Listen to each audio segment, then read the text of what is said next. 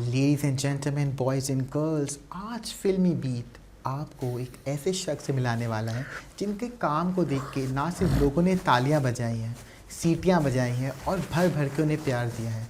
चाहे वो TV shows हो, वेब सीरीज़ हो, फिल्में हो या थिएटर का जगत हो, हर जगह उन्होंने जो अपना झंडा है ना इतना मजबूत लहराया है कि लोगों ने इतना प्यार भर भर के उन्हें दिया है कि आज उनको उनके किरदारों के लिए जाना जाता है।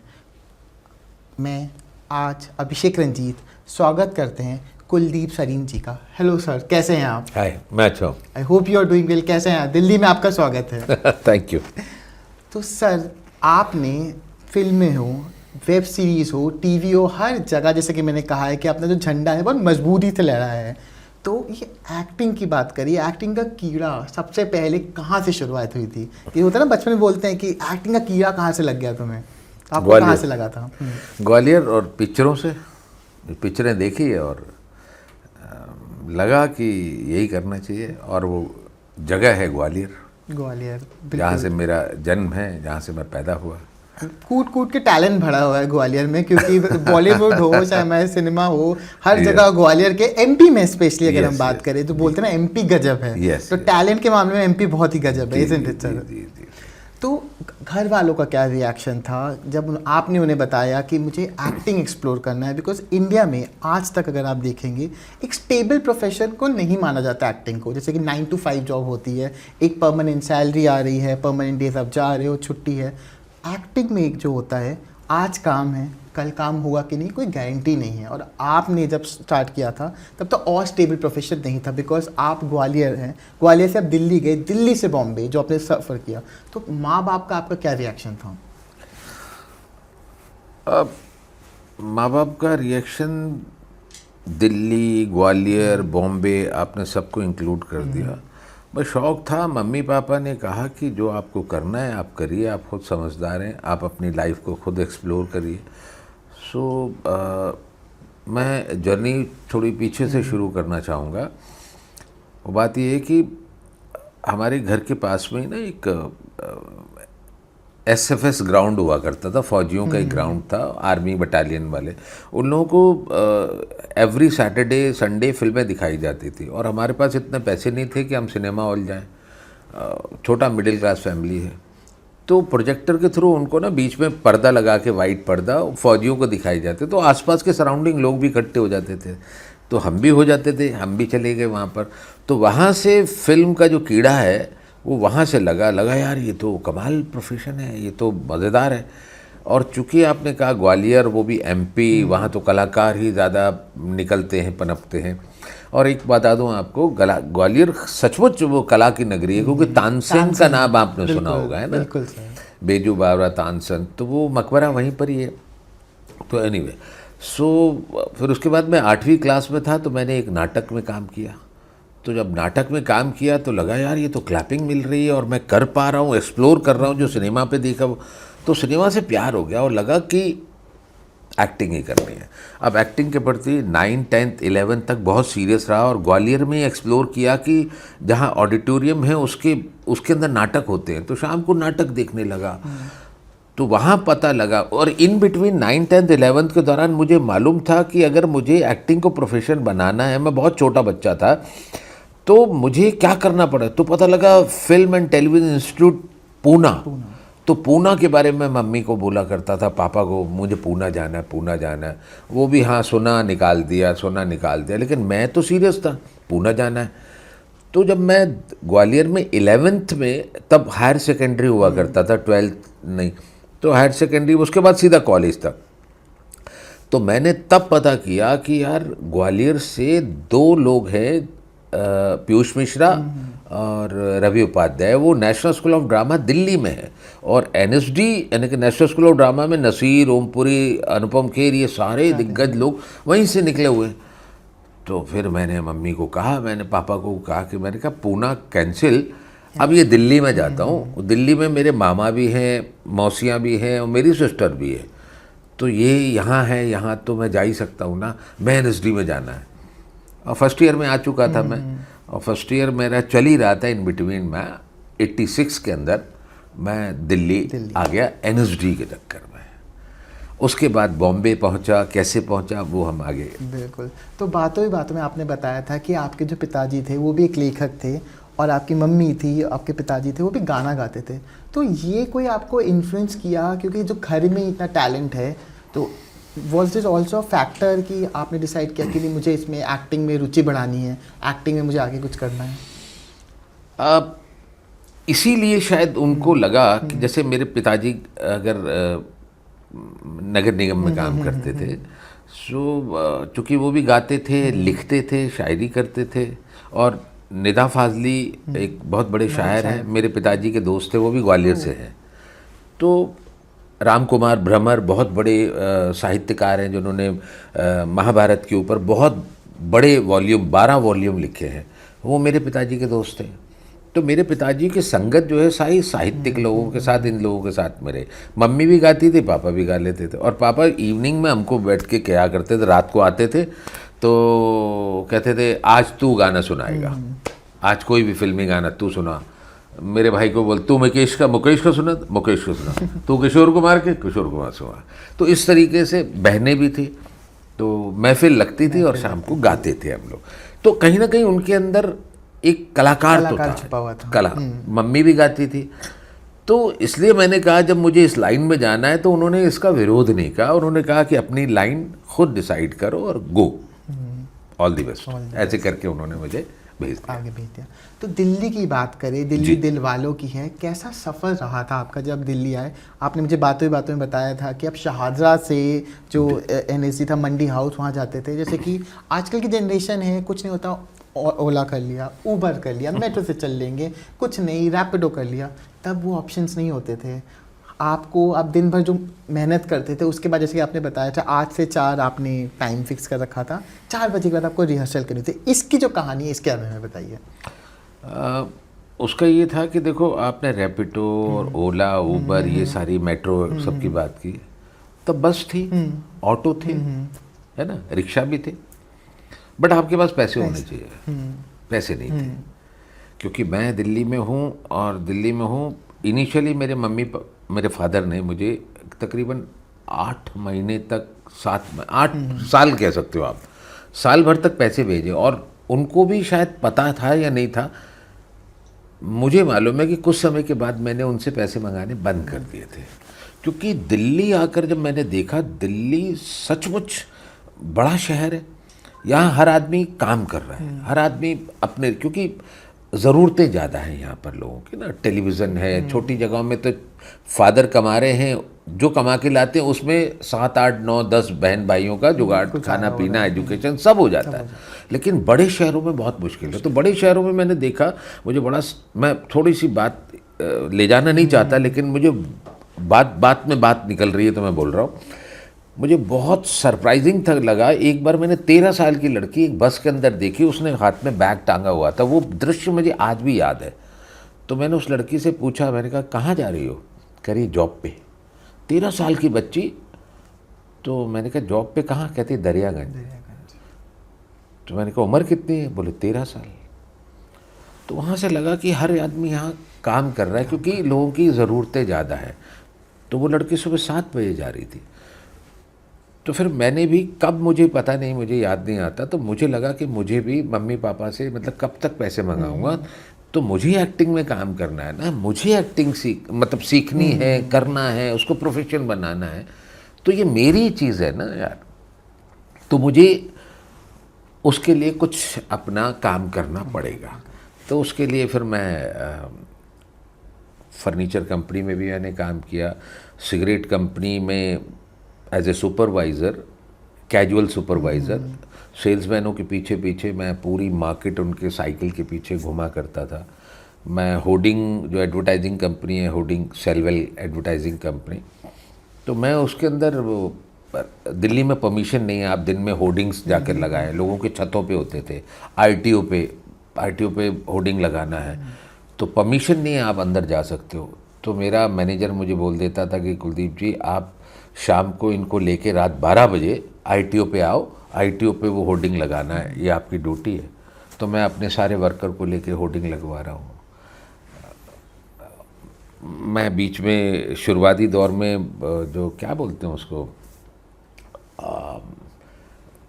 Placement company, correct, placement company है, तो शुरुआत मेरी वहीं से हुई थी। प्लेसमेंट कंपनी वाले भीखा जी कामा प्लेस वहाँ किसी को ज्वाइन किया, तो उन्होंने कहा कि ठीक है 60 रुपये मिलेंगे, आप मेडिकल स्टोर के बाहर खड़े हो जाइए और जो सामान मांगने आएगा उस पर टिक करते रहिए, कस्टमर कैसे क्या बात है, और छोटा सा एक इंटरव्यू, ये फॉर्म फिल करना है आपको, 60 रुपये मिलेंगे। मैंने कहा ठीक है सर, थैंक यू।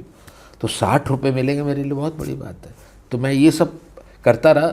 शर्त यही थी मेरी कि मेरी शाम को 4 बजे रिहर्सल होती है मंडी हाउस में, तो मुझे आप 2 घंटे पहले बुला सकते, इसके लिए आपको छूट है, मैं 7 बजे 8 बजे आ जाऊँगा, लेकिन मुझे 3:30 बजे तक मुझे छूटना है, ताकि 4 बजे मैं मंडी हाउस अपने रिहर्सल में पहुंच जाऊँ। इस तरीके से मैं थिएटर करता रहा, और मैंने कई सालों तक दिल्ली में थिएटर किया। ये सफ़र चलता रहा, मैं करता रहा। इस थिएटर करने के दौरान ही काम भी करते रहे, थिएटर करते रहे, और इन बिटवीन शादी भी हो गई, बच्चे भी हो गए। फिर बॉम्बे का फिर अलग सफ़र है। बॉम्बे जाएंगे, पहले दिल्ली की बात करते हैं जी, कि एज ए थिएटर आर्टिस्ट बहुत मेहनत होती है, सब कुछ होता है, लेकिन पैसा नहीं है, तो उसको सस्टेन उस समय, जैसे आपने बोला आपने बहुत अलग अलग तरीके से जॉब किए, तो क्या आपको सस्टेन कर सके। थिएटर से टेलीविज़न की तरफ आप कैसे गए? यार जैसे मैंने अभी बताया, फर्नीचर कंपनी, सेलमैन के पीछे, ये सब करने के दौरान ही टेलीविज़न शुरू हो चुका था दिल्ली में, मतलब दिल्ली में क्या, हिंदुस्तान में शुरू हो गया था। और मेरे जितने भी सीनियर्स थे वो कुछ बॉम्बे जा रहे थे। दिल्ली में इतने सारे एक्टर्स थे, लाइन से बड़े बड़े एक्टर मेरे सीनियर हैं, आज तो बहुत बड़े बड़े नाम हैं वो उनके।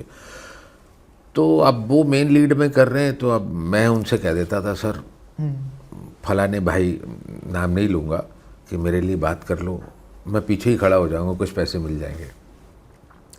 तो फिर प्रोडक्शन हाउसेस हैं दिल्ली में थे, तो मैं उनके पास जाता था कि सर मुझे काम दे दो, तो वो दे देते थे। तो छोटा मोटा काम दे देते थे, मुझे उस लगता था वो जितने पैसे देंगे 3 दिन के काम, 5 दिन के काम पे, जैसे किले का रहस्य, बहुत साल पहले एक सीरियल आता था, ये हमारी बातचीत जो सुन रहे होंगे वो रिलेट कर लेंगे।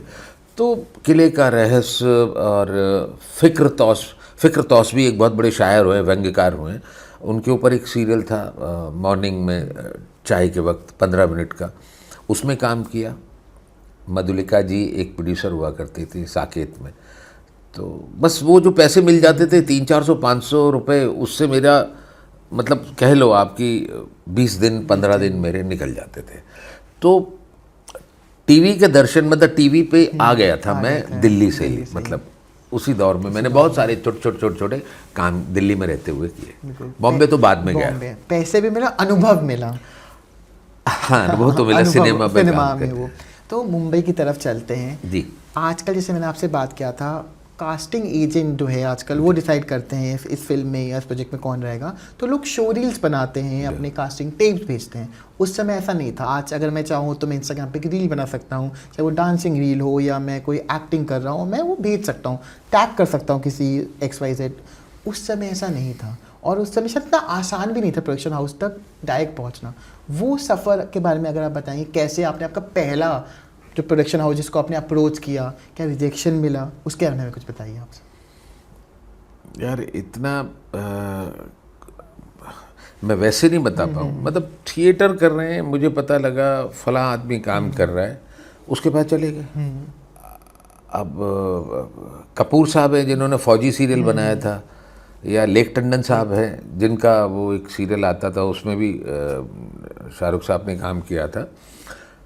तो हम सिंपल और एक्टर जा रहे हैं, हम भी चले गए उनके साथ। इतना हमने दिमाग नहीं लगाया कि भाई कैसे क्या, और कास्टिंग डायरेक्टर तो तब होते नहीं थे, सिंपल होते थे, भाई वो फलाने फिल्म बना रहे या वो सीरियल बना रहे, चले गए। अपनी भी एक फ़ोटो दे दी उनके असिस्टेंट को, बुला लिया उन्होंने। तो इस तरीके से, और आजकल के लड़के जो आप बता रहे हो, रील्स बना लिए, ये बना लिए, अपने आप को एक्सप्लोर, पोर्टफोलियो बना लिए, ये कर लिए, तब सीधा सिंपल चल रहा था। और नो डाउट कि आप दिल्ली रंगमंच पे अच्छा काम कर रहे हो, तो फिर जितने भी टीचर्स हैं, चाहे वो नेशनल स्कूल ऑफ ड्रामा के हैं या अमेच्योर थिएटर में जहाँ लोग देख रहे हैं आपके काम को ना, वो फिर आपको बड़े रोल के लिए ऑफर करते थे कि आप आइए, चाहे वो बुनियाद सीरियल हो या हम लोग सीरियल हो, जो दिल्ली थिएटर के अंदर जो अच्छा कर रहा है और दिल्ली के अंदर अवेलेबल है तो उनको उठाते थे। उस टाइम तो हम, मेरे ख्याल मैं बच्चा ही था, मैं तो अभी एक्टिंग का ए भी नहीं सीख पाया था, मतलब सीख ही रहा था। तो मुझे वो लोग क्या काम देंगे, और मुझे काम शायद देते तो मैं ख़राब ही कर देता, पता नहीं क्या करता, मुझे खुद नहीं, क्योंकि मुझे एक्टिंग तो अभी मैं सीख ही रहा हूँ ना चीज़ें, तो मैं पीछे खड़ा होना ही मुझे मंजूर था कि ठीक है अभी मैं बड़ों और काम कर लूँ। और मेन हमारा फोकस जो था ना अभिषेक जी, उस पे ज़्यादा था कि मुझे किसी तरीके से NSD के अंदर मेरा सिलेक्शन हो जाए। तो सारी तैयारी मेरी उसी के लिए चल रही थी, मैं लगातार थिएटर कर रहा था कि मेरा NSD में सिलेक्शन हो जाए, और वो अंततः नहीं ही हुआ। NSD, I am not graduate from NSD। But वो आपको कभी मायूस हुए कि आपने उसको ऐसा चैलेंज लिया कि मुझे इसमें अगर मैं नहीं कर पाया, मैं आगे इसको लेके जाऊंगा, मैं कुछ और करूंगा, आपने ऐसा चैलेंज लिया? या होता है क्योंकि एक कलाकार भी तो इंसान ही है, हम मायूस हो जाते हैं कभी कभार। सर होता है जैसे मैंने कुछ बहुत मेहनत की किसी शो के लिए या किसी आर्टिकल के लिए बहुत मेहनत की, वो ऐसा नहीं गया, वो मायूस हो जाते हैं, लेकिन फिर लगता है नहीं मैं और अच्छा कर सकता हूँ। तो आपके साथ भी हुआ, इसके बारे में कुछ बताना चाहोगे आप? हाँ, NSD में नहीं हुआ, बहुत मेहनत की, बहुत कोशिश की, बहुतों का नहीं होता, बड़े बड़े एक्टर हैं, नहीं हो पाता। मनोज जी का भी नहीं हुआ, तो मेरा भी नहीं हुआ। 2 साल मैंने भी अटैम्प्ट किया, 2 साल मनोज जी ने भी किया था, और भी बहुत सारे एक्टर हैं जो लगे रहे, 5-5 साल तक देते रहे, 5वीं साल उनका हो गया। बिल्कुल। तो जब नहीं हुआ 2 साल तक, तो फिर मुझे लगा कि मैं NSD रेपेट्री कंपनी है, ये स्कूल है, मैं NSD रेपेट्री कंपनी में एज ए प्रोफेशनल एक्टर आज नहीं कल जाऊंगा, जिसके लिए फिर मैं लगातार थिएटर करता रहा और दिल्ली में अपनी एक पहचान बनाने की कोशिश कर रहा था, ताकि मैं NSD रेपेट्री का फॉर्म भरूंगा तो मेरा सिलेक्शन होना चाहिए। और वो दिन आया 1998 में, 1998 में, और मैं NSD रेपेट्री कंपनी में बीइंग ए प्रोफेशनल एक्टर उनके साथ काम किया। And the rest is history. हाँ, वो उसके साथ 5 साल तक काम करके फिर मैं बॉम्बे निकल गया। तो बॉम्बे की बात करें, like as a daily journalist, जब मैं बॉम्बे गया था, बॉम्बे बहुत फास्ट है, इतनी फास्ट है कि मतलब मुझसे किसी ने पूछा कि भाई ये लोकल का टाइमिंग बताएंगे, उन्हें मुझे पता नहीं, अभी 5 मिनट पहले, शायद 10 सेकंड पहले मेरे पास यहाँ होगा, नेक्स्ट 20 सेकंड पहले वो वहाँ पर था। मैं हक्का बक्का रह गया, क्योंकि दिल्ली में अगर आप देखेंगे हम लोग बहुत आराम से चाय भी पियेंगे तो आराम से चुस्की लेते हुए, आराम से बिस्किट से आराम से पियेंगे, इतना भाग दौड़ नहीं करते। मुंबई बहुत फास्ट सिटी है। तो कितना टाइम लगा आपको अडेप्ट करने में? क्योंकि सर दिल्ली की अगर बात करें, पहले तो आप ग्वालियर से आए थे, ग्वालियर का माहौल अलग होगा, दिल्ली का एक अलग माहौल है। मुंबई बहुत फास्ट है, चलती रहती है और आपको पता नहीं चलता है, भागते रहते हैं लोग। तो उस सिचुएशन में आपने कैसे अडेप्ट किया? ऑल्सो बॉम्बे एक एक्सपेंसिव सिटी है, अगर आप देखेंगे, स्पेशली एज एन एक्टर, जैसे हमने बात की, स्टेबल प्रोफेशन नहीं है, काम आज है कल नहीं है, रेंट पे करना है, पेट भरना है, सब कुछ करना है। उस जर्नी के बारे में बताएंगे सर, आपने बॉम्बे में कैसे अडेप्ट किया? बॉम्बे ने मुझे बहुत सिखाया। बॉम्बे, चूँकि आपने कहा भी बहुत फास्ट सिटी है, और मैंने अनुभव किया, देखा कि सच में बहुत फास्ट सिटी, और हर आदमी भाग रहा है। तो एक्चुअली मैं जब बॉम्बे गया था तो मेरे 2 छोटे बच्चे, मेरी फैमिली सब दिल्ली में थी, और मैं तो स्ट्रगल, मैं काम के लिए, काम की तलाश में गया था, क्योंकि मेरे पास में कोई ऑप्शन था नहीं। NSD रेपेट्री कंपनी में 2003 में मैंने छोड़ दिया, उसके बाद मैं कहाँ जाऊँ? थिएटर से सर्वाइवल बड़ा मुश्किल है, थिएटर से आप सर्वाइव नहीं कर पाएंगे, और दिल्ली में ऐसे कोई प्रोडक्शन हाउसेस नहीं है, फिल्में दिल्ली में बन रही नहीं, टेलीविज़न बन नहीं रहा है, तो अब इतने साल थिएटर, एक्टिंग, अभिनय को देने के बाद मैं कहाँ जाऊँ? किस दुकान पे काम करने लग जाऊँ, या क्या मैं सुपरवाइज़र? बहुत मुश्किल है। तो दोस्तों ने भी कहा, और फिर मेरी वाइफ ने भी मुझे कहा कि आप बचपन से जिस काम के पीछे हो, तो आपको बॉम्बे जाना चाहिए, हम लोग हैं पीछे। मेरे मम्मी पापा भी ग्वालियर से आ गए थे, वो मेरी वाइफ के साथ रह रहे थे, और उन्होंने मुझे ताकत दी कि आप आगे बढ़ो और जाओ बॉम्बे को एक्सप्लोर करो, देखो। बॉम्बे गया, देखा फास्ट है, सब कुछ है। तो बॉम्बे ने मुझे ताकत दी, तब मैंने अपने पूरे दिन के शेड्यूल को प्लान किया कि मुझे एवरी डे 10 प्रोडक्शन हाउसेस में जाकर मिलना है। एवरी डे का मेरा प्रोग्राम होता था, मुझे हर प्रोडक्शन हाउस में 10 प्रोडक्शन हाउस में पूरे दिन में मिलना है। तो मैं सुबह निकल जाता था घर से, आते आते रात के 9-8 क्योंकि शाम को हम लोग, बड़ा इंटरेस्टिंग किस्सा है ये, पूरे सुबह निकलने के बाद, सबसे मिलने के बाद शाम को हम लोग से मेरा मतलब मैं ही अपने आप को कहूँगा, बहुत सारे एक्टर ना किसी खास, जैसे मंडी हाउस में कहते हैं ना, मंडी हाउस गढ़ है, अड्डा है ना, दिल्ली का अड्डा है वो, है ना, अड्डा है। तो ऐसे ही बॉम्बे के अंदर भी जितने भी NSD के, FTI के या अमेच्योर थिएटर ग्रुप से जितने भी लोग जा रहे हैं, दिल्ली, पंजाब, चंडीगढ़, भोपाल, मध्य प्रदेश, कहीं से भी जा रहे हैं, तो बॉम्बे में सब स्ट्रगल करके एक अड्डे पे आ जाते थे। और मैं आपको जानता हूँ तो वो उसको भी जानता हूँ, उसको, तो हम 4 लोग, 8 लोग, 10 लोग, 20 लोग एक अड्डे पे खड़े हैं, फलाना किसी दूसरे अड्डे पे खड़ा है। तो हम शाम को वहाँ खड़े होके और एक दूसरे बातचीत में ये ढूंढा करते थे, यार अब बता, तुझे पता है कुछ कोई काम कहाँ चल रहा है, काम कहाँ चल, तो कोई न्यूज़ में खबरें थोड़ी आ रही है कि भाई वो फिल्म बना रहा है, तो कहाँ से पता लगेगा कि फिल्में बन रही हैं, कौन बना रहा है। आपने धीरे से कह दिया, ज़्यादा बताइए, राम गोपाल वर्मा बना रहे हैं, रामू जी बना रहे हैं। तो ओके ठीक है, मैंने भी आपको 2 बता दिया। तो हम शाम में 1-2 घंटे के लिए थोड़ा मेंटली भी रिलैक्स होते थे और उस अड्डे पे चाय पीते रहते थे, सिगरेटें पीते रहते थे और एक दूसरे से खुफिया खबरें लिया करते थे कि कहाँ काम चल रहा है। तो वहाँ जाना है और उस दरवाजे पे जाके अपनी फ़ोटो पटकना। ऑडिशन जैसा कुछ था नहीं। तो ये सर आज जैसे आपने कहा ऑडिशन लोग देते, उस समय ऑडिशन का ऐसा कोई ना कोई ऑडिशन नहीं, लुक टेस्ट ना कुछ नहीं। मतलब मुझे याद है जब मैं 2004 में गया था, शायद एक दो कास्टिंग डायरेक्टर थे और अमिताभ सहगल जी का मुझे याद आया, अभिमन्यु रे का कुछ याद आ रहा है, एक तो कोई और होंगे, मुकेश बाद में शायद ज्वाइन किया, शायद वो आ गए, मुकेश आ गए थे, लेकिन वो शायद अभिषेक, पता नहीं, मतलब मुझे याद नहीं आ रहा, किसी को असिस्ट कर रहे थे या वो खुद भी ट्राई आउट कर रहे थे। तो 1-2 कास्टिंग डायरेक्टर ही थे।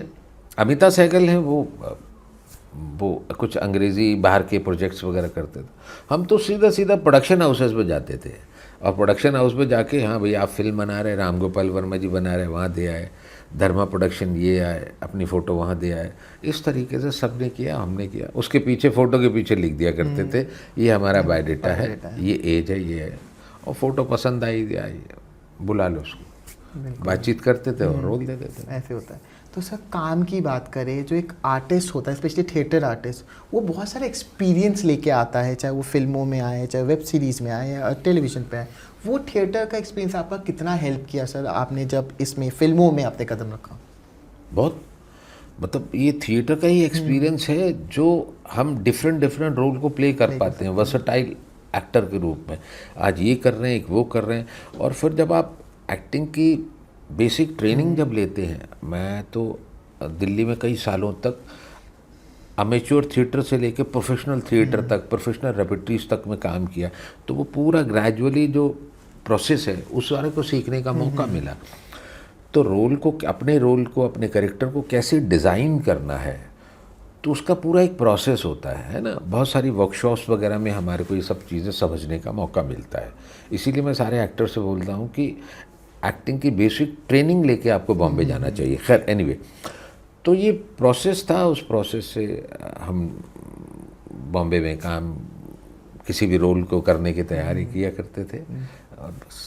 बढ़िया। तो सर ऐसी कौन सी 5 टिप्स आप देना चाहोगे इंस्पायरिंग एक्टर्स को? जैसे कि आपने बोला कि अगर आप बॉम्बे आ रहे हो, बॉम्बे लाखों लोग आते हैं, हज़ारों लोग आते हैं, बॉम्बे को सिटी ऑफ ड्रीम्स बोला जाता है, सपनों की नगरी है, पर उस सपनों की नगरी में अपना सपना पूरा करना इतना आसान भी नहीं है। तो एज एन एक्टर आपको क्या 5 टिप्स देना चाहोगे इंस्पायरिंग एक्टर्स को, ताकि जो बॉम्बे आए वो एक्टर बनना चाहते हो?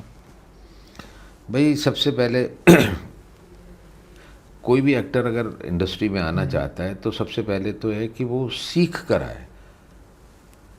मतलब आप बहुत बड़ा होर्डिंग कहीं लगा देते हैं कि यहाँ कारें ठीक की जाती हैं, लोग धक्का लगा के उस वर्कशॉप में आ जाएंगे और पता लगा आपको कार ही ठीक नहीं करनी आती। तो होर्डिंग लगाने का पर्पस क्या है?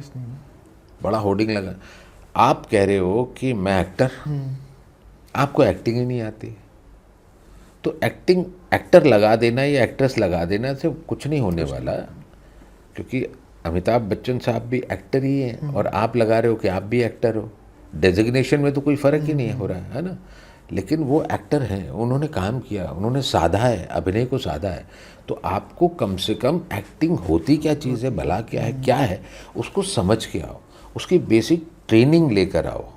बहुत सारे लोग मुझसे भी क्वेश्चन कहते हैं, या तो मैं तो सर बाय बर्थ एक्टर हूँ, मजाल है, मैं तो कर दूंगा सर, मुझे काम दो आप। वो ऐसा होता नहीं है ना। ठीक है आप एक्टर हैं, नो डाउट, बाय बर्थ आप एक्टर हैं, लेकिन उसका प्रोसेस है, प्रोटोकॉल हर एक चीज़ का होता है ना, प्रोसेस तरीका होता है। लोग अभी आपको स्टेज पे खड़ा कर दूं, आपसे 2 शब्द नहीं बोले जाएंगे, तो हेजिटेशन, झिझक वो सारी निकलनी चाहिए। तो धीरे धीरे आप थिएटर में जाते हैं, अभिनय को समझते हैं, तो आपको स्पीचेस मिलती हैं, तब आप बोलना शुरू करते हैं, फिर ऑडियंस के सामने जाते हैं, आप खुलने लगते हैं, फिर इंटरेक्ट जब करने लगते हैं, आंखों में आंखें डाल के बात करते हैं, तो वो सब खत्म हो जाता है। तो प्रोसेस ये है कि आप काम करके जाएं, सीख कर जाएं अभिनय।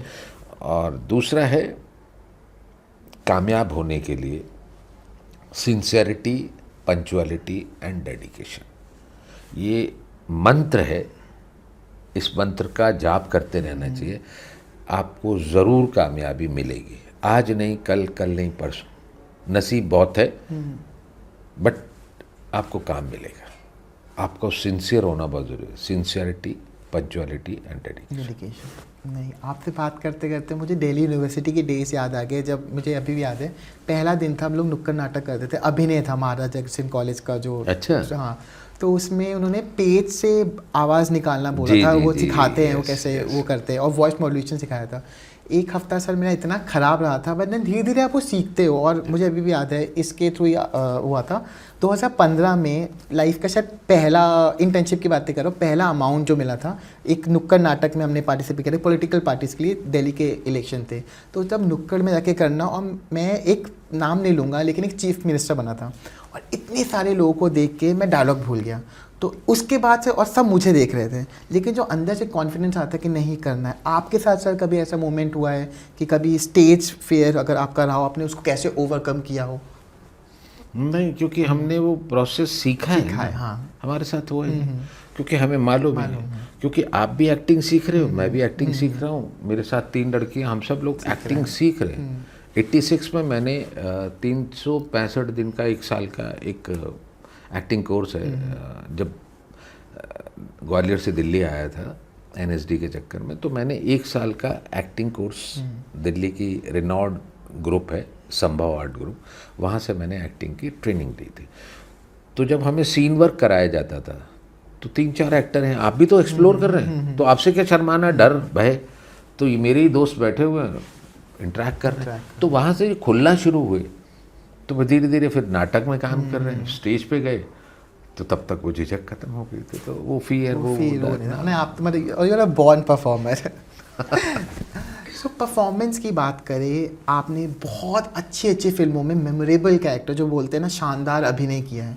आपकी पर्सनल फेवरेट फिल्म जिसको आप रिकमेंड करें, तो 5 फिल्में आपकी पर्सनल फेवरेट जो आप रिकमेंड करोगे as an artist to an audience? मतलब मैं अपनी फिल्म या ओवरऑल भी अपनी तरीके से इन्वॉल्व करिए, आप इंक्लूड करिए। 5 फिल्में, हाँ, जिसमें आप काम करना चाहो? नहीं, जो आपने जिसमें अभिनय किया हो, और जो आप ऑडियंस को बोलना चाहोगे ये फिल्में तो इट्स अ मस्ट वॉच, वो आपको देखना ही है। तो इसमें मैं बाहर की फिल्मों को इन्वॉल्व कर रहे हैं, अपने भी और बाहर के। हाँ, चलिए, मुझे सबसे पहले नया दौर करके एक फिल्म है, पुरानी फिल्म, हाँ, वो इंस्पायरिंग करती थी। कमर्शियल की अगर बात करें तो मैं बचपन से ही शुरू हो रहा हूँ, धर्मवीर करके एक फिल्म आई थी, वो है। एंड अभी की अगर मकबूल एक फिल्म है, हाँ, मंडी नसीर भाई की फिल्म है, और वेडनेसडे, हाँ, नीरज पांडे सर की। इन फिल्मों ने बहुत अंदर तक सत्या राम गोपाल, बिल्कुल। तो आपकी एक ऐसी फिल्म, मतलब बहुत बार बोलते हैं कि जब एक आर्टिस्ट एक कैरेक्टर को अपनाता है और बिल्कुल ढल जाता है, एक आपके ऐसी कौन सी फिल्म थी सर जिसमें आप बिल्कुल होता है ना कि पानी की तरह आप उसमें समा गए, मतलब आर्टिस्ट और एक्टर में कोई डिफ्रेंसिएशन था ही नहीं, दोनों बिल्कुल उनका मिलाप हो गया और जो अंत में जो प्रोडक्ट बना बहुत ही अच्छा बना? आपके हिसाब से वो आपकी कौन सी फिल्म थी? ऐसा करने का मुझे एक स्ट्राइकर फिल्म आई थी, सिद्धार्थ साउथ के एक्टर हैं, और एक कैरम के ऊपर एक फिल्म थी स्ट्राइकर। फिल्म वर्कआउट नहीं हो पाई, चल नहीं पाई, लोगों को उसका पता ही नहीं था। Chandan Arora is the director of the, उसमें रियल स्टोरी थी, रियल लाइफ स्टोरी थी। तो जिसकी कहानी कह रहे थे, वो जो जिसकी कहानी प्ले कर रहे थे, उसके जो गुरु था उसका रोल मैंने, जैसे इकबाल अगर आपने फिल्म देखी हो, है ना, इकबाल में नसीर सर का जो रोल था, है ना, शेष तल पड़े वाली, तो एग्जैक्टली कुछ ऐसा ही रोल था। सिद्धार्थ वो शेष तल पड़े टाइप समझ लीजिए, और नसीर वाला। तो वो स्ट्राइकर का एक बहुत बड़ा, बॉम्बे के अंदर बड़े बड़े क्लब्स हुआ करते थे स्ट्राइकर, कैरम के। तो मैं कैरम का बहुत टॉप का उस टाइम का उस्ताद था जो बर्बाद हो गया। तो उस कैरेक्टर को करते हुए मुझे बहुत मज़ा आया। मेरी बाकायदा कैरम की ट्रेनिंग हुई 1 महीने की, कि स्ट्राइकर को कैसे मारना है कि 4 गोटियां इधर से उधर चली जाए। उस पूरे प्रोसेस को जीते हुए, और किस तरीके का वो शराब का एडिक्ट हो गया था, उसकी फैमिली तबाह हो गई, वो डॉन हुआ करता था एक तरीके, बाद में कहाँ गिरा पड़ा होगा, कहाँ किस क्लब में मिलेगा, वो पूरा जीते हुए इस पूरे प्रोसेस को। बट वो फिल्म नहीं देखी किसी ने, क्योंकि 2-4 लोगों ने देखी है। तो सर आजकल अगर हम बात करें, जैसे कि लापता लेडीज़ थी जी, जब वो रिलीज़ हुई उतना शायद उनको प्यार नहीं मिला, जब वो लेकिन नेटफ्लिक्स पे आई तो बहुत सारा प्यार मिला। तो ऐसी भी बहुत सारी फिल्में हैं जो शायद जिस समय रिलीज़ हुई थी उतना प्यार नहीं मिला, लेकिन OTT पे आने के बाद बहुत सारा प्यार मिला। लेकिन हर बार क्या होता है सर, जो भी फिल्म फ्लॉप होती है, हमेशा बोला था कि ऑडियंस ने नहीं देखी। कहीं आप मानते हैं कि जो मार्केटिंग होता है, प्रमोशन होता है, वो भी एक इम्पॉर्टेंट फैक्टर प्ले करता है? कि बहुत अच्छी अच्छी फिल्में ऐसे उनको उतना शायद प्रमोशन नहीं मिला, मार्केटिंग अच्छी नहीं हुई, लेकिन जब वो ऑनलाइन आती है लोगों ने भर भर के प्यार दिया है। बिल्कुल, आपके इस सवाल के अंदर ना 2 सवाल ही हैं एक्चुअली। तो मार्केटिंग बहुत बड़ा फैक्टर है, बहुत बड़ा फैक्टर है। आज लोग 5 करोड़ की फिल्म बनाते हैं और 15 करोड़ उसके प्रमोशन पर लगा देते हैं। तो हर आदमी को पता लग जाता है ये कुछ आ रहा है, ये कुछ आ रहा है, कमाल फिल्म है, कमाल चीज़ है, कमाल। तो प्रमोशन पे लोग इतना ज़्यादा पैसा खर्च कर रहे हैं ताकि सबको पता लग गया।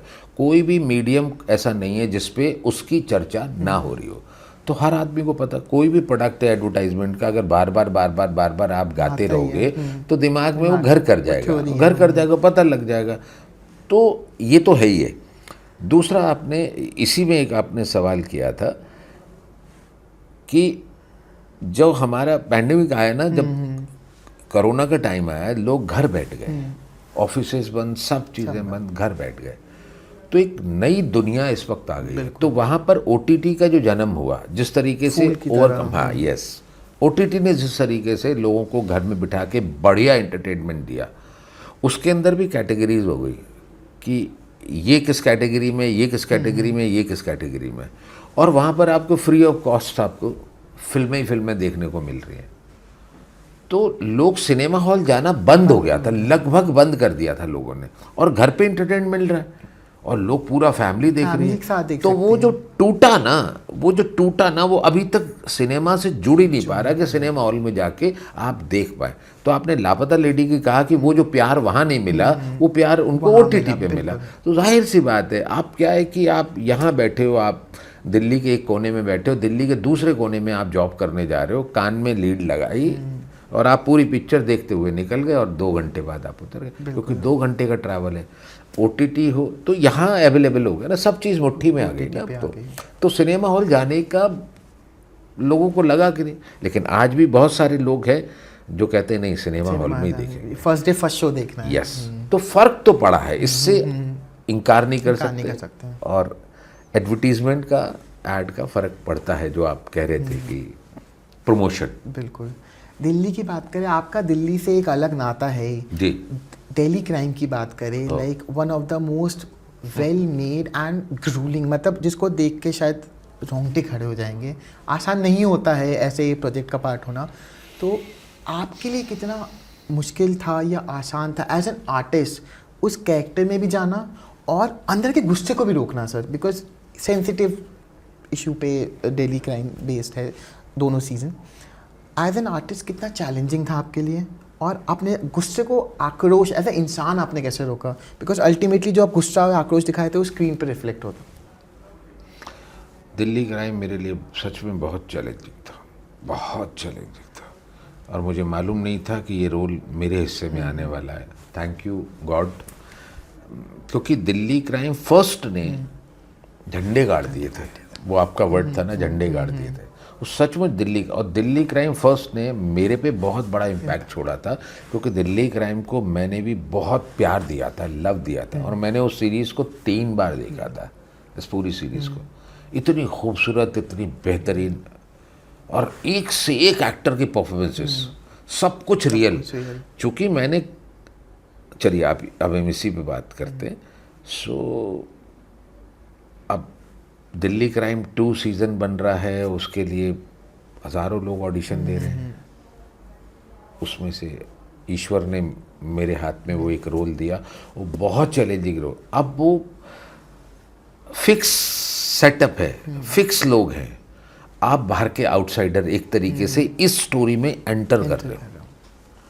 तो जो लोग हैं, शेफाली जी हैं या राजेश तेलंग है, कुछ तो मेरे दोस्त थे, राजेश और सिद्धार्थ या बाकी लोग, कुछ मेरे दोस्त थे, कुछ दिन के साथ मेरा बॉम्बे जाने के बाद काम किया। शेफाली जी के साथ मैंने एक फिल्म की थी black and white, Subhash Ghai की फिल्म, तो बस वो शायद उनको याद भी नहीं, ना मैंने जिक्र किया कभी। तो अब मेरे लिए सब लोग नया डायरेक्टर सिनेमा, तो अब मेरे लिए ये था कि बहुत बड़ा रोल है, अब इसको कैसे अप्लाई करना है। तो मैंने जितना आज तक पढ़ा था उसको कूट के मैं किस तरीके से इस कैरेक्टर को अपना बना सकूं। जैसे होता है ना कि सारी पढ़ाई मैंने इस पे लगा दी कि इसको मैं अपना कैसे बनाऊं, इस कैरेक्टर को। वीरेंद्र चड्ढा जो कैरेक्टर था, जो करप्ट पुलिस ऑफिसर है, जो अभी उसको सस्पेंडेड है, और किस तरीके से इस कहानी में कंट्रीब्यूट करता है सॉल्व करने में, और कहीं ना कहीं उसके पीछे उसका जो स्वार्थ है। तो मेरी और वहाँ सेट पर माहौल कमाल था। मैं सबसे पहले तो उस सारे एक्टर्स का थैंक यू कहना चाहता हूँ, उन्होंने मुझे बहुत सहयोग किया। मेरे दोस्त थे, जो दोस्त नहीं भी थे, शेफाली जी, बाकी लोगों ने भी मुझे बहुत कंफर्टेबल जोन में रखा, मेरे डायरेक्टर ने रखा, मेरे सिनेमाटोग्राफर डेविड ने रखा, सब लोगों ने, मतलब प्रोड्यूसर, प्रोडक्शन, सब साइड से मुझे इतना पीसफुली, दिल्ली क्राइम को मैं कभी नहीं भूल सकता। इतना प्यारे एटमॉस्फेयर के अंदर मैंने काम किया, तो उसका आउटपुट ये हुआ कि परफॉर्मेंस भी बढ़िया निकली। जब आपको एटमॉस्फेयर अच्छा मिलता है, सेट पे आवाज़ ही नहीं आती थी किसी की चीखने चिल्लाने की, जबकि और दूसरे सेट्स पे जाते हैं तो कई बार हो जाता है। तो वो एक्टर को बहुत कूलली अपने रोल पे काम करते हुए, और मैंने जैसे बताया कि मैंने सारा एक्सपीरियंस उसको जीने में लगा। तो सर, डायरेक्टर का विजन कितना इम्पोर्टेंट होता है किसी कैरेक्टर को सक्सेसफुल करने के लिए और लोगों तक पहुंचाने के लिए? डायरेक्टर का ही विजन है। डायरेक्टर ने ओवरऑल पूरी कहानी को अपनी निगाह से देखा है ना। अब कहानी अगर किसी और की अगर पॉइंट ऑफ व्यू से चल रही है, तो उसको डायरेक्टर को मालूम है ना कि ये आपके पॉइंट ऑफ व्यू से जा रहा है, ये इसके पॉइंट ऑफ व्यू से जा रही है। डायरेक्टर ही तो कंसीव करता है ना, वो तभी हमारा कैप्टन ऑफ द शिप बोला जाता है। exactly. सारी कहानी को वही एक तरीके से नरेट कर रहा है अपने विजन से, जो उसने चीज़ लिया। तो डायरेक्टर, और जब डायरेक्टर और एक्टर की जुगलबंदी होती है तब कमाल। डेफिनेटली, क्योंकि आप कुछ भी अगर अलग कर रहे हो तो डायरेक्टर कहेगा एक मिनट सर, ये रूट नहीं सर, ये रूट है। और अगर एक्टर वहाँ अड़ जाए कि नहीं सर, मुझे तो ये रूट ज़्यादा समझ में आ रहा है, तो या तो मैं डायरेक्टर को कन्विंस कर दूं कि सर ये रूट के ये मेरे कैरेक्टर को ये, और डायरेक्टर को तो पूरी ओवरऑल फिल्म पता है ना, तो वो मुझे कन्विंस कर देंगे कि ये सर। तो एक्टर डायरेक्टर बोथ मिलके प्यार से आगे बढ़ते हैं। तो कभी आपने सोचा है कि कमान संभालेंगे निर्देशन में? कभी आपने सोचा है किसी प्रोजेक्ट को आप स्पेसिफिकली हैंडल करेंगे एज अ निर्देशक? हाँ, कई बार सोचा है। मैं बहुत सारी मैंने फिल्में भी लिख के रखी हैं। मेरी 7 कहानियाँ हैं, 7 स्टोरीज़ हैं जो मैंने लिख कर रखी हुई हैं। एक नॉवल लिख कर रखा हुआ है, एक फ़िल्म है, पैंडेमिक के ऊपर में मैंने एक फ़िल्म लिखी थी, और एक और मैंने शॉर्ट फिल्म लिखी थी जो मैं दोस्तों से शेयर करता हूँ, वो कहते हैं वेब सीरीज़ बना दो। तो मैं जब खाली रहता हूँ तो मैं कोशिश करता हूँ कि मैं कहाँ एक्सप्लोर करूँ कलम के थ्रू, तो मैं फिर वो लिखना शुरू कर देता हूँ। हालांकि मेरी पत्नी है, कहती है आप लिख के रखते रहते हो, कहीं पब्लिश तो होती नहीं है। तो वो ये कहती है कि आप जो लिखते हो, कहते हो मेरी ये कहानियाँ हैं, तो ये कभी पब्लिश तो हुई नहीं, तो कब करोगे? मैंने कहा यार पता नहीं। तो ये डेलिबरेटली नहीं हो रहा। कुछ कहानियाँ मेरी लिखी हुई कहीं अधूरी छूटी हुई हैं, वो अभी क्लाइमैक्स तक पहुँची नहीं है, पता नहीं कब पहुँचेंगे, मुझे खुद नहीं मालूम। तो मेरे पास, जब एक्टर के पास में समय नहीं होता तो हर आदमी अपने अपने तरीके से एक्सप्लोर करता है उस समय को। कोई बातें करने में लगा देता, मैं लिखने में लगाता हूँ, मैं लिख देता हूँ। हाँ, जो सवाल था आपका, आने वाले टाइम में डायरेक्ट करोगे? हाँ, डरा हुआ हूँ, लेकिन मन करता है मेरा डायरेक्ट करने का। डरा हुआ ज़रूर हूँ मैं, बट किसी को साथ लेके आने वाले टाइम में कभी ऐसा मौका मिला मैं ज़रूर डायरेक्ट करूँगा। मुझे एक सवाल पूछना है, आपको शायद ये अटपटा लगे। बहुतों को होता है ना सर, जो एकांत में बहुत अच्छे थॉट्स आते हैं, जैसे कुछ लोगों को वॉशरूम में बहुत अच्छे थॉट्स आते हैं, और तो बहुत क्रिएटिव प्रोसेस उनका बढ़ जाता है। As a artist, as a कलाकार, आपको सबसे अच्छा मतलब वो थॉट प्रोसेस आपका कब जनरेट होता है? जब आप अकेले रहते हो या जब लोगों के बीच पे रहते हो और ऑटोमेटिकली आप कुछ ना कुछ वो बुनते रहते हो अपने? नहीं, वो दिन भर आप जहाँ से घूम, जैसे मैं आपके साथ आज इसमें आया हुआ हूँ, तो एक हल्का सा थॉट मेरे दिमाग में चलते हुए आ रहा था। कभी खाली टाइम में बैठा होऊंगा और वो मुझे क्लिक कर जाएगा कि हाँ यार वो एक था, तो थोड़ा सा हो सकता है मैं लिखूं और फिर छोड़ दूं या कंप्लीट कर दूं, मुझे खुद नहीं मालूम। तो ज़िंदगी में आप सुबह से शाम तक अलग अलग लोगों से आप जब मिलते हैं, तो उसमें से कोई एक चीज़ आपको स्ट्राइक कर जाती है। हाँ, हल्का सा नॉक करती है आपको, नॉक करती है। अगर आपको लग रहा है दम कम है, मैं तो आप यकीन करोगे, मैं चलते चलते, जैसे बाइक चलाता था मैं, बीच में बहुत ज़्यादा बाइक चलाता था, बुलेट थी, तो वह गाता हुआ भी जाता था क्योंकि मैं गाने का भी शौक़ है, तो गाता भी था। और कोई थॉट अगर आ गया ना, तो मैं वहीं बाइक साइड में लगा के अपने मोबाइल से निकाल के, और मैं आइडिया जो है ना उसको लिख दे, इसको जाके घर पे जाके लिखना है मुझे, तो वो आइडिया जो थॉट आया है वो मैं वहीं रिकॉर्ड कर लेता था, और घर जाके फिर मैं, लेकिन फिर भी थोड़ा सा लिखा, और फिर उसके बाद कहा कहीं पहुंचती नहीं है मेरी चीज़, कहीं पहुंच नहीं पाई। सर इसके बाद आई होप बहुत इतनी जल्दी पहुंचे। आपने जैसे कहा OTT का ज़माना है, पेंडेमिक ने डिस्टर्ब कर दिया एंटरटेनमेंट मार्केट को। Amazon prime, Netflix, Sony Liv, ZEE5, I hope आप जल्दी से सर को अप्रोच करें इस पॉडकास्ट के बाद, ज़रूरी है, क्योंकि आर्टिस्ट वो होता है जो अपने कैरेक्टर के प्रति पूरी शिद्दत से वो करता है। और आप तो राइटर भी हैं, राइटर है और डायरेक्टर बनना चाहते हैं, तो नाउ तो we need to see sir एक अच्छा project ultimately, and fingers crossed. Thank you. Project की बात करें, आपने मल्टीपल जॉनर्स एक्सपेरिमेंट किए हैं सर, और हाउ इजी और difficult it is to navigate जब हम गाड़ी चला रहे होते हैं और हमें यहाँ लगता है यहाँ स्पीड ब्रेकर है, तो उस हिसाब से अपना डायरेक्शन मोड़ लेते हैं, उस हिसाब से अपनी स्पीड स्लो कर लेते हैं। आपने अपने आप को कैसे मोल्ड किया Bollywood, south, web series, TV के हिसाब से, हर कैरेक्टर के हिसाब से कैसे मोल्ड किया ताकि अल्टीमेट जो प्रोडक्ट है वो सबसे अच्छा है?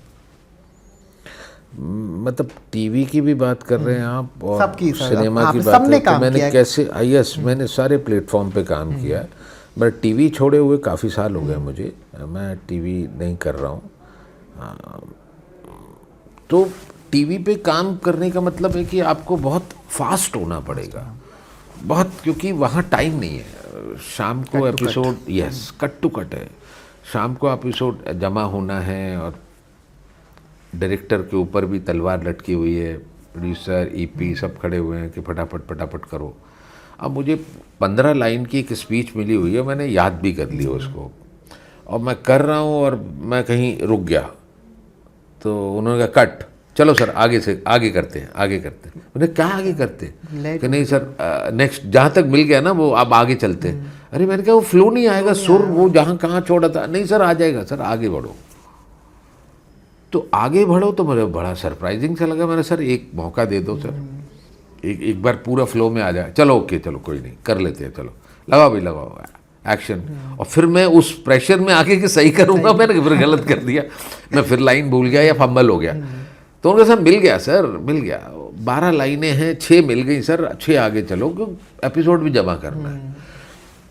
तो वो बड़ा मतलब ठीक है, मतलब आपको इतना टीवी के हिसाब से आपको स्मार्ट होना पड़ेगा। तो अगर आप चाहो कि वो सुर छूट गया, सिनेमा थोड़ा सा आप पूरे करेक्टर को वहाँ डिज़ाइन करते हैं और आपको प्रॉपर टाइम मिलता है। वेब सीरीज़ के साथ भी यही है। तो आप उसको फिर जीने वाली बात आ जाती है, जीने वाली बात है ना, अंदर तक उसको समा जाता है। हाँ, जैसे हम शो से पहले जैसे परफॉर्म कर रहे हैं स्टेज पे, उस पूरे एटमोसफियर फील, सारा खेल ही फील का है, इमेजिनेशन का खेल है ना सारा। इमेजिन ही कर रहे हैं कि सामने एक लड़की खड़ी है खूबसूरत सी, तो मैंने फील किया, इमेजिन किया, वो दिख रही है मुझे सामने, हर चीज़ दिखने लगती है आपकी आंखों में ना। तो जब मैं फील, तो वो जब फील ही नहीं आ रहा तो कट टू कट, अरे सर चलो।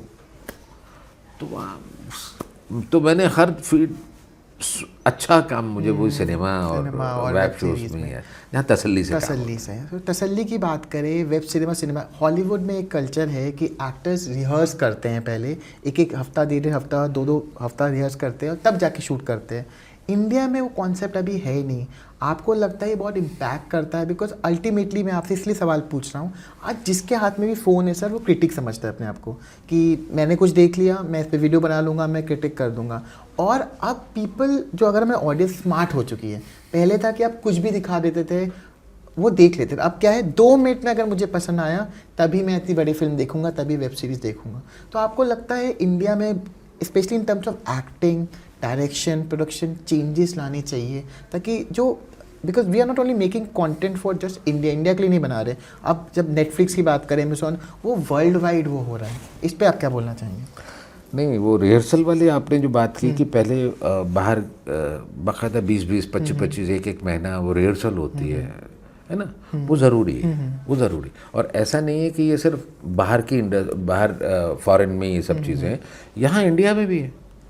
बहुत सारे ऐसे प्रोडक्शन हाउस हैं, बहुत सारे ऐसे डायरेक्टर हैं जो कहते हैं एक्टर के साथ में बैठेंगे और उनके कैरेक्टर पे बात एक्सप्लोर करेंगे, निकालने की कोशिश। कुछ एक्टर्स भी सामने से सलाह देते हैं, यार एक वर्कशॉप करेंगे यार, तो अपने अपना रोल पढ़ लिया। ऐसा नहीं है कि बाहर ही है ये सब, बट यहाँ पर कुछ ऐसे डायरेक्टर्स हैं जो कहते हैं कि हम वर्कशॉप को प्रेफरेंस देते हैं। लाइक थिएटर में क्या होता है, थिएटर जब आप सारे एक्टर के साथ में मिल के अपने अपने जिनके साथ मेरे सीन्स हैं, आपको मैं समझूंगा नहीं तो कैसे एक्सप्लोर होगा, कैसे आपका कैरेक्टर क्या है ना, और आप मुझे टाइम दे, तो वो चीज़ें ज़्यादा बेहतर निकल कर आती है ना। जैसे फिल्म ओरिएंटेड वर्कशॉप्स भी होती है, आपका कैरेक्टर क्या, आप इसमें पहलवान का रोल कर रहे हैं, उसमें एक अजीब से दलित किसान शोषित व्यक्ति का रोल कर रहे हैं, एक टाइम में पैरेलल 2 फिल्में आपकी चल रही हैं, वो माइंडसेट मैच नहीं करता, बट काम तो करना है क्योंकि इसको भी डेट दे रखी है, इसको भी डेट दे रखी है, उसको इससे मतलब नहीं है, उसको तो परफॉर्मेंस चाहिए। और अल्टीमेटली निकल कर कौन आ रहा है, एक्टर, क्योंकि ऑडियंस तो कहते हैं कि बैड एक्टर है। तो आपकी मेहनत है, तो अगर आपकी तैयारी पहले से होगी और आपने वर्कशॉप की होगी तो सारे रूट, सारे दिशाएं आपको क्लियर होंगी और डायरेक्टर को भी पता होगा सुर, नोट, रिलेशनशिप, कैरेक्टर के रिलेशनशिप सारी, तो बेहतर हो जाएगी। तो ये है कि इस तरीके से हिंदुस्तान में भी काम हो रहा है, ज़्यादा तादाद में नहीं है, अभी भी होता है लेकिन उसमें नहीं होता। हाँ, कुलदीप सरीन जी की बात हो और क्राइम पेट्रोल का जिक्र ना हो, ऐसा हो नहीं सकता। मतलब आपका चेहरा देखते ही क्राइम पेट्रोल के एपिसोड्स की मुझे याद आ जा रही है, बिकॉज इसी को बोलते हैं अभिनय, इसी को बोलते हैं इम्पैक्टफुल परफॉर्मेंस। तो कैसा सर वो सफ़र था क्राइम पेट्रोल का, जो आपको अगर याद हो सबसे पहला एपिसोड जो आपने शूट किया हो? बिकॉज क्राइम पेट्रोल एक आइकॉनिक शो है, उसे सोनी एंटरटेनमेंट टेलीविजन की वीकेंड की टीआरपी और वीकडे की टीआरपी तो छप्पर फाड़ के ऊपर कर दी है, उसके बारे में आप बताना चाहेंगे? क्राइम पेट्रोल 2010 में हम लोगों ने शुरू किया था, सुबू जी ने। तो 10 से ही मैंने 10 से ही शुरू किया था। 2014-15 तक मैंने किया था, फिर मैंने छोड़ दिया था। अब एग्जैक्टली कौन सा पहला एपिसोड की स्टोरी थी मुझे ठीक से याद नहीं है कि कौन सी थी, बस ठीक है। क्योंकि मेरी भूख उस वक्त काम की भूख ज़्यादा थी कि काम मिले, बस आपके साथ मिल गया, 4 दिन का काम यहाँ कर लिया। इस फिल्म में मुझे एक सीन 1 दिन का रोल मिल गया, कर लिया। क्राइम पेट्रोल में 3 दिन 4 दिन का काम, एक एपिसोड 4-4 दिन में हो रहा है, तो 4 दिन का पर डे बन जाएगा।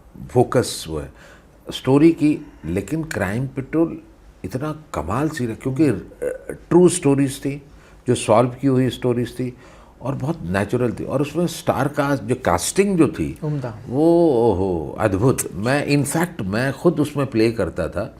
मैं जो स्टोरी देख रहा हूँ उसकी एडिट, उसका कैमरा, डायरेक्शन और कहानियाँ इतनी बेहतरीन चूज़ करते थे जिसमें ड्रामा हो।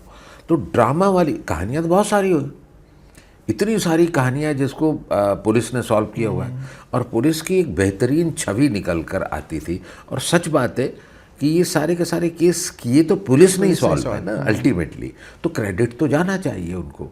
तो ये इस कॉन्सेप्ट पे जो फिल्म बनी, और लोगों का इंटरेस्ट भी है कि हो क्या रहा है मार्केट में, चल क्या रहा है, उड़ीसा में क्या हुआ तो पंजाब में क्या हुआ तो दिल्ली में क्या हो रहा है। तो आपको जो न्यूज़ छपके अखबार में आई और चली गई, उसका क्या हुआ लोगों को पता ही नहीं चलता था।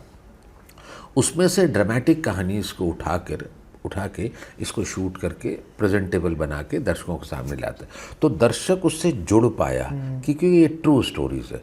तो उनको लगने लगता था कि यार ये सच में विक्टिम है, ये सच में इंस्पेक्टर है, ये सच में ये है। और हम काम करते थे और बड़ा मज़ेदार था, मतलब मज़ा आता था। आपको देख के तो हमने सोच लिया था आप पुलिस इंस्पेक्टर हो, आप हो पुलिस वाले। तो कभी ऐसा हुआ है शूट के बीच पे ब्रेक चल रहा हो, चाय की चुस्की लेने के लिए आप बाहर निकले हो और लोग आसपास कर रहे हो और रियलिटी में उन्होंने आपको समझ लिया पुलिस वाले, वो डरते थे, ऐसा कभी हुआ है? कोई ऐसा कोई फैन इंसिडेंट? नहीं, वो एक्चुअली हमारे को ना ड्रेस पहन के हमें सेट के आसपास ही रहना है, ये नॉर्म्स थी, बता दिया गया था। लेकिन कई बार नहीं भी बता पाते, तो क्या है कि गाँव में हो रही है, कहीं इधर शूटिंग हो रही है, तो लोग ऐसे ही वॉक करते करते, यार मेरा शॉट नहीं है अभी, उनका शॉट चल रहा है, तो ऐसे ही वॉक करते हुए आगे निकल जाते थे। तो फिर लोग उनको वही समझने लग जाते थे, क्योंकि लिखा हुआ है यहाँ पर वर्दी पे कि महाराष्ट्र पुलिस, गुजरात पुलिस या वट जो बेसिकली गुजरात पुलिस के ज़्यादा। हाँ, तो वो जब लिखा हुआ है उसके ऊपर, तो अब लोग तो आपको मान लेंगे ना, क्योंकि आप तो शूट कर रहे हो, लोगों को तो नहीं पता ना। तो जाते आते लोगों ने आपको कहते हैं सर नमस्ते, सर नमस्ते, तो आप भी ऐसा। तो खैर मेरे साथ ऐसा एक आध बार हुआ कभी। लेकिन हाँ, एक वाकया है, जब मैं ट्रैवल कर रहा था राजधानी से दिल्ली टू बॉम्बे, तो इतना क्राइम पेट्रोल दिखाया जा रहा था और मैं बैक टू बैक काम कर रहा था शुरुआती दिनों के, जब क्राइम पेट्रोल शुरू हुआ, और उसके रिपीट टेलीकास्ट भी होते थे। तो सम टाइम लोग मुझे जब देखते थे ना, तो उसके बाद कुछ भी हरकत, कुछ गलत कर रहे हैं तो वो उसको छोड़ देते थे। तो वो ये कहते थे कि नहीं सर आप, तो मैं उनसे बोलता था कि नहीं सर, मैं एक एक्टर हूँ, अभिनेता हूँ मैं, अरे नहीं सर। तो उनको बिलीव नहीं होता था कि मैं, उनको लगता था कि is a genuine police officer, ये पुलिस ऑफिसर ही है जिनको मैं रोज़ रात को सैटरडे संडे फ्राइडे मैं देखता हूँ क्राइम पेट्रोल में। भोले लोग हैं, उनको नहीं पता होता था, तो कई बार ऐसा हो जाता है। कई बार समझदार, किसी ने बोला सर मेरी रिपोर्ट लिख दीजिए, मेरी FIR लिख दीजिए। नहीं, एक दिल्ली में ही है कोई ऐसी, तो उन्होंने ये कहा था, वो मुझे ना कभी कभी मैं दिल्ली आता, मेरा घर दिल्ली में भी है, तो वो ना अपने उनके साथ कुछ बुरा हुआ होगा, तो वो कहता है कि सर मेरे साथ ऐसा ऐसा हुआ है, अब देखो ना सर क्या हो सकता है इसका। तो मैंने कहा ऐसा कर लो वैसा कर लो, इस करके मैं निकल गया। फिर कभी वो आ गए, फिर कहने लगे सर ऐसा ऐसा ऐसा ऐसा ऐसा। सेकंड टाइम मुझे स्ट्राइक किया कि ये कहना ये चाह रहा है कि आप तो पुलिस वाले हो, तो आप तो मेरे काम को आसान करवा सकते हो, तो मैं आपको इतने जेन्युइनली बता रहा हूँ कि मेरे साथ ऐसे ऐसे हैपनिंग्स हो रही है, तो सर इसको करवाओ। आप तो खुद ही, हाँ आप तो क्राइम पेट्रोल वाले हो, आप तो फिर मैंने उस आदमी को कहा, मैंने कहा भाई आराम से बैठो और ठीक से मेरी बात सुनो। मैंने कहा आप पढ़े लिखे हो ना, मैं भाई अभिनेता हूँ, एक्टर हूँ, मैं क्या मदद करूँगा, जो आप हो मैं हूँ, सीधा जाओ पुलिस स्टेशन में जाओ, बाकी उनसे बात करो, जो करना है आप करिए, मुझसे क्या, मैं क्या कर। अच्छा अच्छा अच्छा, नहीं ठीक है, तो आप कोई मदद नहीं कर पाएंगे। तो मैंने कहा मैं क्या मदद, मैं एक्टर हूँ, अभिनेता हूँ, वो एक्टिंग से रिलेटेड कुछ हो आप मैं मदद कर सकता हूँ, इससे मदद नहीं कर सकता। तो एक्टिंग की बात करें, अप्रैल का जो महीना होने वाला है आपके फैंस के लिए काफ़ी स्पेशल होने वाला है, छोरी 2 आ रही है, इसके बारे में अगर अपने किरदार के बारे में कुछ बताना चाहो, I know things are under the carpet, but थोड़ा सा कुछ जो आप बताना चाहेंगे अपने किरदार के बारे में। इंटरेस्टिंग कैरेक्टर है, थोड़ा सा जैसे दिल्ली क्राइम था, एक अलग किस्म का कैरेक्टर था, और ये बहुत ही डिफरेंट किस्म का कैरेक्टर है। तो इसको समझते हुए डायरेक्टर की सलाह से इसको एक बनाने की कोशिश की है, और डेफिनेटली मुझे पूरा यकीन है कि मेरे जितने भी मेरे व्यूअर्स देखने वाले मेरे फैंस हैं, उनको बहुत अच्छा लगेगा, उनको लगेगा कि एक नई वैरायटी देखने को मिला है। प्रेशर है सर आप पे, फ्रेंचाइजी बन चुकी है छोरी, अगर ये जो सेकंड पार्ट है हिट और 3 भी आ सकता है, तो you never know, definitely 3 is on the cards, इसमें कोई भी डाउट नहीं है, शक नहीं है। जो हमें जो स्क्रीनर भेजे हैं अमेज़न ने, उसे हम देख के बोल सकते हैं कि अच्छी मूवी है, खूबसूरत। तो एक चीज़ मुझे पूछना है, एज एन एक्टर आपके बकेट लिस्ट में अब क्या बचा हुआ है जिसे आप टिक ऑफ करना चाहते हो कि इस एक्टर के साथ काम कर लिया, इस डायरेक्टर के साथ काम कर लिया, इस प्रोडक्शन हाउस के साथ काम कर लिया, इस एक पर्टिकुलर स्क्रिप्ट के हिसाब से काम कर लिया, अब ऐसा क्या है सर जो आप चाहते हो कि ये मेरे बचा हुआ है, इसको मैं करूं? सर अभी तक तो मैंने कुछ काम किया ही नहीं है, कुछ भी काम नहीं किया। मैं जो बेसिकली जो मैं करना चाहता हूँ, बहुत सारे ऐसे कैरेक्टर हैं जिनको मैं सीरियसली जीना चाहता हूँ। मैं अपने मतलब बहुत सारे ऐसे कैरेक्टर जिनको एक्सप्लोर करना चाहता हूँ, और ऐसे लाइन में बहुत सारे कैरेक्टर हैं, अभी मुझे कुछ मिला ही नहीं है, तो मैं बस चल ही रही है। आपको लगता है कि जैसे मैंने क्राइम पेट्रोल कर लिया तो बस इनफ, नहीं तो बहुत आगे, बहुत काम अभी करना है। तो एक कोई टॉप 5 या टॉप 3 डायरेक्टर्स जो जिनके साथ आप काम करना चाहते हो, जिनका काम आपको बहुत पसंद हो और आप उनके साथ काम करना चाहते हो? बहुत सारे ऐसे डायरेक्टर हैं मेरी लिस्ट में, तो बहुत सारे, विशाल भारद्वाज, राम गोपाल वर्मा जी हैं। राम गोपाल वर्मा जी अब काम कुछ कर रहे हैं। विशाल भारद्वाज, नीरज पांडे हैं, मतलब फैन हूँ उनका, और अनुराग कश्यप तो है ही है। तो सबका एक एक टाइम है, बट ये मैं इनको ऐसा देखता था कि कभी वो मुझे देख लें, और वहाँ कुछ नहीं, मैं एक्चुअली अनुराग जी और जिनके नाम लिए मैं उनको वहाँ देख रहा हूँ कि कभी वो मुझे देख लें और कहें कि आइए आप काम करते हैं साथ। क्योंकि मुझे लगता है कि वो जो आप वर्कशॉप वाली बात कर रहे थे ना, हमने थिएटर में इसी तरीके का काम किया है ना, तो वहाँ आप बेहतर काम कर पाते हैं। एक डायरेक्टर कहेगा सर मुझे आपके साथ काम करना है, और बैठ के आराम से 2 महीने तक वर्कशॉप करें, कैरेक्टर को बनाएं, एक्सप्लोर करें, फिर उसकी खूबसूरती दिखेगी। तो एज एन आर्टिस्ट सर बहुत बार होता है कि आपने शायद आज इस फिल्म के लिए शूट किया हो, आज से 5 साल बाद 10 साल बाद जाके वो रिलीज़ होती है। बहुत बार होता है कि प्रोडक्शन डिले हो गया, एडिटिंग नहीं हुआ, उसको उतना बजट नहीं मिला प्रमोशन के लिए। ऐसा कभी आपके साथ हुआ है कि आपने कभी किसी फिल्म के लिए बहुत पहले काम किया हो, अभी तक वो रिलीज़ नहीं हुई हो? मेरी लगभग फिल्में जितनी भी मैंने की हैं, चाहे आधा सीन किया या एक सीन किया है, लगभग सारी रिलीज़ हुई है। एक हाथ कोई फिल्म होगी जो रिलीज़ नहीं हुई। कभी ऐसा हुआ है कि आपने बहुत अच्छा काम किया हो लेकिन एडिटिंग टेबल पे जाके उसकी छटाई होगी हो, कैरेक्टर ट्रिम कर दिया हो? है। अगर आप बोलना चाहो तो रहने दीजिए। कुछ बातें। हाँ, हुई है और मुझे उस बात का बहुत दुख है और मैं बहुत रोया था, क्योंकि वो फिल्म थी, उस फिल्म से जुड़े हुए हर व्यक्ति ने मुझे कहा था कि इस फिल्म से आप निकल जाओगे। बट वो मैं खुद देख रहा हूँ फिल्म के अंदर, कहाँ गया मैं हूँ फिल्म के अंदर। कई बार क्या होता था कि आप फिल्म साइन करते हो सिर्फ एक सीन के लिए। जैसे आपने कह दिया कि कुलदीप जी फला एक्टर जो मेन प्रोटैगनिस्ट है, उसके आप साथ हो, तो आप थ्रू आउट उसके साथ रहते हो। फिल्म, पूरी फिल्म के अंदर वो एक सीन मिलता है आपको, तो कुछ ऐसा ही था। वो एक सीन था जो मुझे देखा, जो जिस्ट था, वो जिस्ट थी वो पूरी फिल्म का, वो मेरा कैरेक्टर। वरना चुपचाप है, वो आदमी है, और पता लगा वही आपने काट दिया, तो मैं आई एम नॉट ए। लेकिन होता है। मतलब आप इंडस्ट्री में काम कर रहे हो, प्रोड्यूसर को लगा होगा, डायरेक्टर को लगा होगा कि नहीं सर इसको काटना ही हमारे लिए ठीक है। उन्होंने अपना सोचा, और मुझे लगा होगा कि शायद अभी भी मुझे और परीक्षाएं देनी है, अभी और लाइफ में थोड़ा है। तो जब करेक्ट टाइम आएगा, समय सही आएगा, तो सारी चीज़ें होती चली जाएंगी।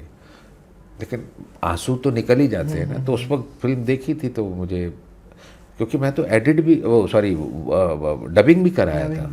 एडिट होने के बाद डबिंग होता है, डबिंग भी कराया, तब तक मैं देख रहा हूँ। फिर उसके बाद देखा तो थोड़ा सा खराब लगा था उस वक्त मुझे। लेकिन कोई नहीं, यही जीवन है, यही मतलब सफ़र तो चलता रहता है सर। ये एग्जैक्टली जो आगे बढ़ गया वही तो खिलाड़ी है। बस यही है। तो खिलाड़ी की बात करें, बॉलीवुड में स्पेशली 2017 के बाद से एक टर्म बहुत वायरल हो चुका है, नेपोटिज्म।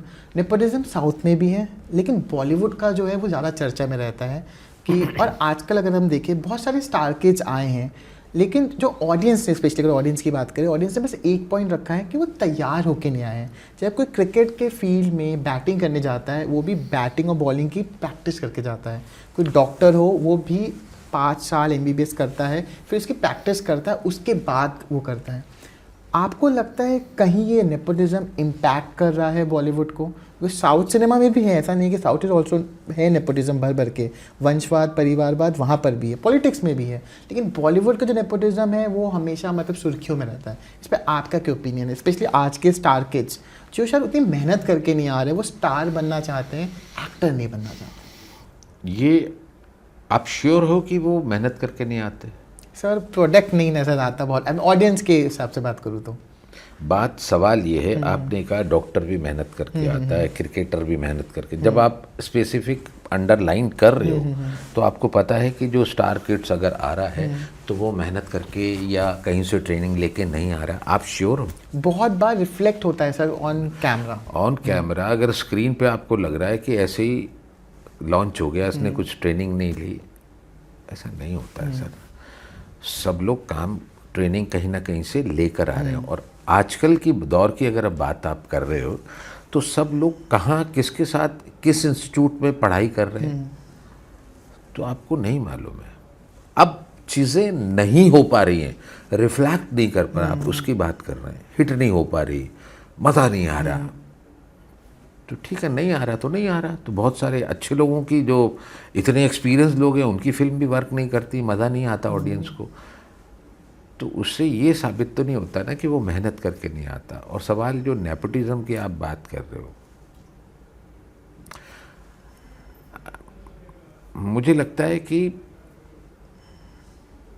अब मेरे पास पैसा हो गया, या तो किसी कॉज के ऊपर मैं किसी ट्रस्ट को अपना पैसा दे के चला जाऊंगा, आइदर फिर मेरी सारा संपत्ति या मेरा जो भी कुछ है जो मैंने बनाया है, हर फादर मदर अल्टीमेटली अपने परिवार, अपने बच्चे के लिए सबसे फर्स्ट देखते हैं ना। आपका बच्चा होगा तो आप उसको कपड़े की शॉप खुलवा दोगे, मोबाइल शॉप, कुछ भी करवा दोगे उसके लिए, या जॉब कर रहा होगा।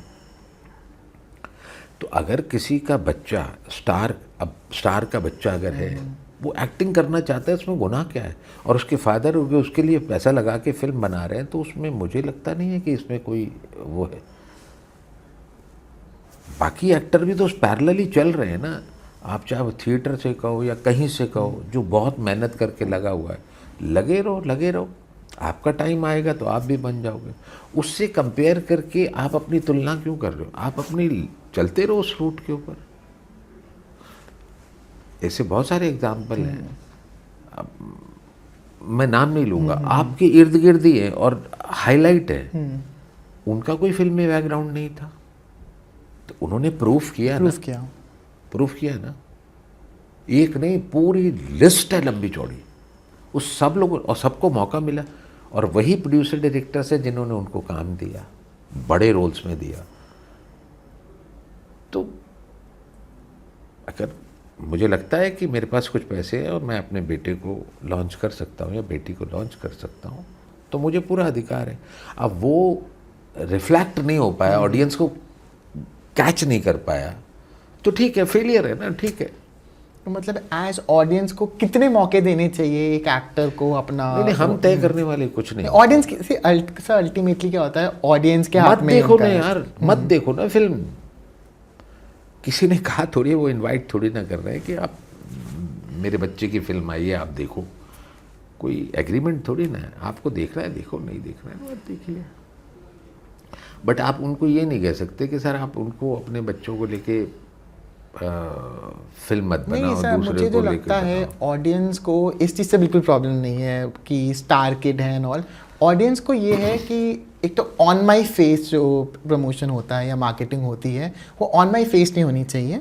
और दूसरा है कि टैलेंटेड लोगों को भी मौका मिलना चाहिए। जब वो देखते हैं फिल्म, वो इन्वेस्ट करते हैं। स्पेशली आज का ऑडियंस का आप देखेंगे, रिटेंशन बहुत कम है। 2 मिनट में अगर वो रील अच्छी लगी, क्योंकि आजकल की जो ऑडियंस है स्पेशली यंगस्टर्स, वो रील से देखते हैं फिल्मों को। 2 मिनट में अच्छी लगी तो देखेंगे पूरी 1 घंटे 20 मिनट की फिल्म, पसंद नहीं आई तो नहीं आई भी। और अगर आप देखेंगे बॉलीवुड भी फॉर दैट मैटर, वो भी एक सेगमेंट को टारगेट करता है कि ये मूवीज़ तो मैं मुंबई के लिए ऑडियंस के लिए बना रहा हूँ, ये NCR दिल्ली के ऑडियंस के लिए, टायर 1 टायर 2 3 मार्केट्स के लिए। इससे जो मुझे लगता है ऑडियंस को है, क्योंकि ऑडियंस भी एज जर्नलिस्ट हमें बहुत बार अप्रोच करती है अपने पॉइंट ऑफ व्यू से। उन्हें स्टार किड से आई डोंट थिंक उन्हें कोई प्रॉब्लम, उन्हें टैलेंटेड बंदे आने चाहिए। बट शायद यही है किस्मत, जो आपने बात कही थी, किस्मत और हार्डवर्क का ये मिक्सचर है। किस्मत बहुत वक्त करती है, किस्मत बहुत वक्त करती है। जिसकी बुलंद हो, बस बिल्कुल। लाइन लगी पड़ी है एक से टैलेंटेड लोगों की, एक लाइन लगी पड़ी है। और आप जिनका भी थोड़ी देर पहले जिक्र कर रहे थे, बहुत सारे एक्टर हैं, राइट टाइम आया, समझ आ गई, उन्होंने प्रूफ कर दिया। और अभी भी लिस्ट में बहुत सारे लोग एक्टर ऐसे, उनकी मेहनत पीछे से कैरी फॉरवर्ड होते हुए अभी तक आ रही है, और कहीं उनको कोई काम मिलेगा वो प्रूफ कर देगा, प्रूफ करेंगे, बिल्कुल प्रूफ कर देगा, बिल्कुल। तो आपके आखिरी सवाल, आपके हिसाब से जो इस समय एक्टर, डायरेक्टर और एक्ट्रेस जो बॉलीवुड को रूल कर सकते हैं अगले 5 सालों के लिए in terms of their work, as director, actor, सारे अलग, कोई डायरेक्टर, कोई एक्टर जो आपको बहुत पसंद हो, जो अपनी कला से आपको बहुत प्रभावित किया हो? नहीं, वो सब अपने अपने लेवल, मेरा उनसे कोई कनेक्शन है नहीं। अगर आपके फेवरेट हो, जिनके साथ आप काम करना चाहते हो, कोई डायरेक्टर का आपने नाम ले लिया, कोई एक्टर या एक्ट्रेस? मैं सारे एक्टर के साथ काम करना चाहता हूँ, मुझे काम चाहिए, मुझे, मैं अभी चूज ही नहीं हूँ, तो मुझे तो जो मिलेगा काम, मैं उन सब के साथ काम करना चाहूँगा। मेरी किसी के साथ कोई नहीं, सारे डायरेक्टर मेरे लिए भगवान हैं, सारे एक्टर मेरे साथ को एक्टर है, सबको अपना मुझे अपना लगता है कि identity जितने भी आज के हो या अर्ली 2000 के एक्टर हो, आपके साथ काम करना चाहेंगे। इसलिए नहीं बोला कि आप मेरे पास बैठे हो या पॉडकास्ट चल रहा है, बिकॉज आप सीखते हो चीज़ें। लाइक अभी मैंने आपसे बात किया, इतनी सारी चीज़ें सीखने को मिली। तो यही एक कलाकार, यही शायद इंसान चाहता है कि सीखने को मिले, और सीखने की कोई एज नहीं होती सर। इंसान अभी भी आप सीख रहे होगे, आपने खुद कहा कि मुझे कुछ अच्छा सीन हो गया डायरेक्टर से, मुझे कुछ पता चला, तो वही सीखने की नहीं होती।